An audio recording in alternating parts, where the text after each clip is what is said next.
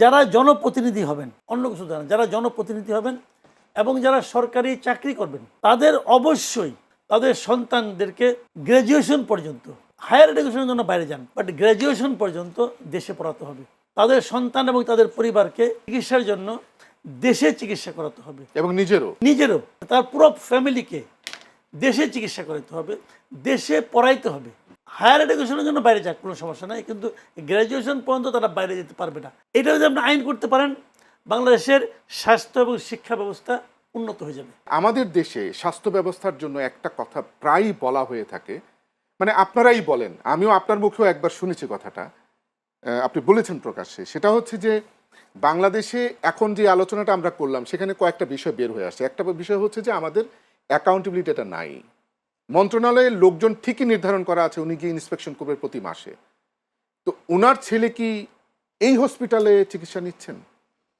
ভাই, আমি আপনাকে শুধু এইটাই জিজ্ঞেস করতে চাচ্ছি যে যখন পর্যন্ত প্রায় বেশ কথা হচ্ছে যে সরকারি কর্মকর্তারা, মন্ত্রীরা যদি এই দেশের হসপিটালগুলোতে চিকিৎসা নেয়, সাধারণ হসপিটালগুলোতে, তখনই আমাদের স্বাস্থ্য ব্যবস্থা করে দাঁড়াবে। এই বিষয়ে আপনার একটা সরাসরি মন্তব্য চাই এবং পরামর্শ চাই। আমরা জনগণ হিসেবে আমরা জানতে চাই এটা আপনি একদমই ঠিক বলছেন যে যদি একটা মানে আমাদের মানসিকতাটা কোথায়, আমার সঙ্গে না একবার এক মানে ব্রিটিশ একটা লোকের সঙ্গে একবার দীর্ঘদিন আমি একসঙ্গে ছিলাম আর কি।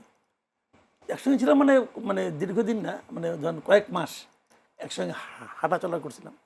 উনি বাংলাদেশে আসছিলেন বিভিন্ন কাজে, প্রায় প্রতিদিনই দেখা সাক্ষাৎ হতো। তো উনি শেষ দিকে একটা কথা বলতেন যে আমি না একটা জিনিস বুঝি না। আমি বলছি, কী বুঝো না তুমি?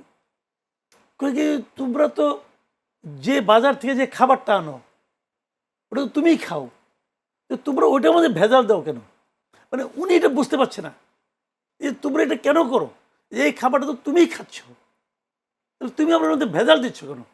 এটা উনি ও বুঝতে পারেনি আসলে এই ব্যাপারটা। শেষ পর্যন্ত আমি বুঝাইতেও পারিনি। আমরা বুঝাতে পারবো না তো, ঘটনাটা এখন এটা পৃথিবীর কেউ বুঝবে না।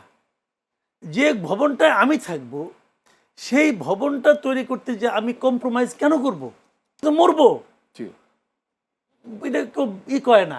আমার ছেলে সন্তানরা খাবে, এটা কেন করে না ভাই? এটা আমার কাছে এটা এখনো ক্লিয়ার না। আমরা প্যারাসিটামলে দেখছিলাম, একবার প্যারাসিটামলে ভেজাল ছিল বলে প্যারাসিটামল দিয়া শিশু মারা গেছে। ওটা তো কোনো একজন মানুষই বানাইছে না, এই দেশের কোনো একজন মানুষই তো বানাইছে। পরে দেখলাম এটা নিয়ে অনেকগুলো নাটক হয়েছিল যে ওই যে বিষাইছে তার ছেলে ওই প্যারাসিটামল খেয়ে মারা গেছে, এরকম নাটকও হয়েছে কিন্তু।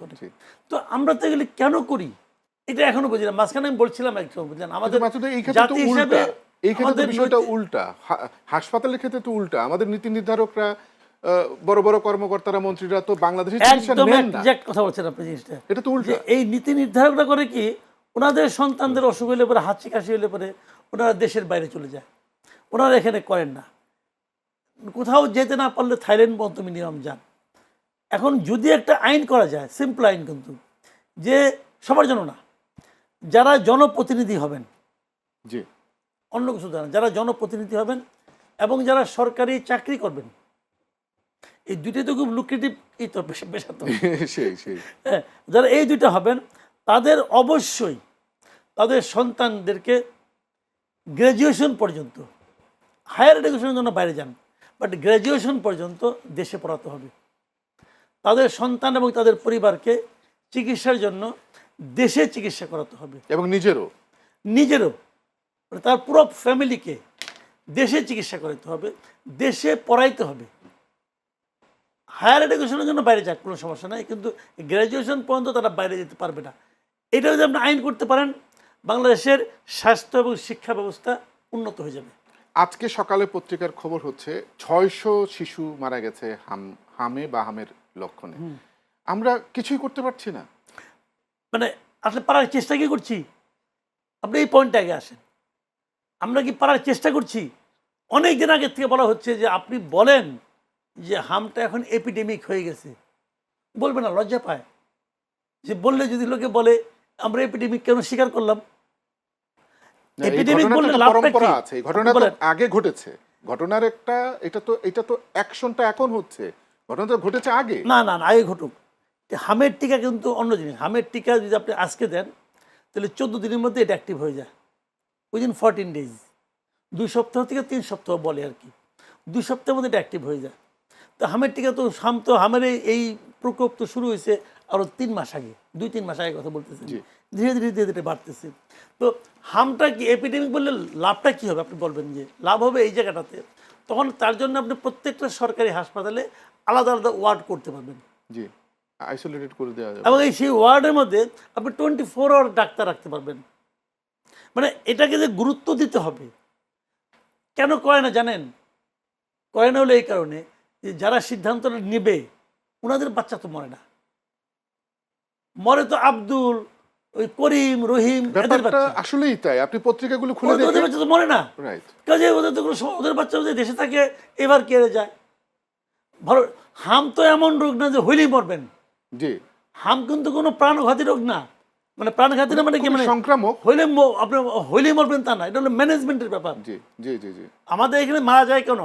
গ্রামের মানুষ জানে না কোথায় নিতে হবে, এবং হাসপাতালে নিলে ফালায় রাখে, প্রথমে কয়েকদিন অযত্নে থাকে, এর মধ্যে নিউমোনিয়া হয়ে যায়, তখন সেটা মারা যায়। বেসিক্যালি বড় আকার ধারণ করার পরে তারা মারা যায়।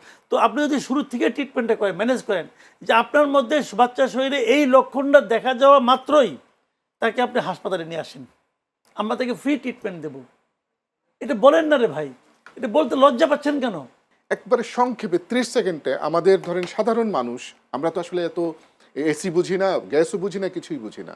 আসলে যেহেতু আপনি বিশেষজ্ঞ মানুষ, 30 সেকেন্ডে আমাদের দর্শকদেরকে বলবেন আসলে ইমারত করতে, হসপিটাল করতে কি করা উচিত, কি করা না উচিত। ধন্যবাদ। আমাদের কোডের ভিতরে বলা আছে যে প্রথমেই পরিকল্পিতভাবে হাসপাতালটা ডিজাইন করতে হবে।